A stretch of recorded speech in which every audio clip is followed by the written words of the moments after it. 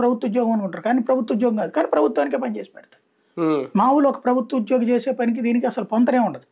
మామూలు ప్రభుత్వ ఉద్యోగికి బోల్డ్ అని సెలవులు ఉంటాయి, వాళ్ళకి ఇచ్చేటువంటి బెనిఫిట్స్ ఉంటాయి, అవన్నీ ఉంటాయి. ఇందులో ఓన్లీ ఇచ్చేది ఒక పిఎఫ్ అంతే. అది కూడా తర్వాత రోజుల్లో రాజశేఖర రెడ్డి వచ్చేపెట్టింది. మొదలైతే అది కూడా కాదు, కన్సాలిడేటెడ్ పేమెంట్.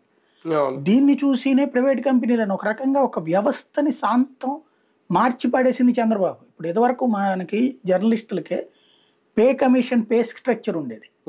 అంటే ఒక మనిషి మనం ఉద్యోగంలోకి జాయిన్ అయినప్పుడు ట్రైనీ రిపోర్టర్కి ఎంత పే స్కేల్ ఉండాలా, స్టాఫ్ రిపోర్టర్ ప్రమోట్ అయ్యాక ఎంత పే స్కేల్ ఉండాలా, ఎండింగ్ పే స్ట్రక్చర్ ఉండేది. ఈ పే కమిషన్ సిఫార్సులు చేసేది ఎప్పటికప్పుడు దాని ప్రకారం జీతాలు ఇచ్చేవాళ్ళు. అప్పుడు ఉన్నటువంటిది ఏది, ఆంధ్రపత్రిక, ఆంధ్రజ్యోతి, ఇదే ఆంధ్రభూమి, జ్యోతికి కూడా అట్లాగే ఉండేది పాత రోజు. తర్వాత ఈనాడు పెట్టిన తర్వాత వీళ్ళ ఫార్ములా ఏం తీసుకొచ్చారు, ఈనాడు ఒక ఏజెన్సీ పెడతారు, న్యూస్ టుడే అనే ఒక ఏజెన్సీ. ఆ న్యూస్ టుడే అనేటువంటి ఏజెన్సీ ద్వారా దాంట్లో రిక్రూట్ చేసుకుంటారు.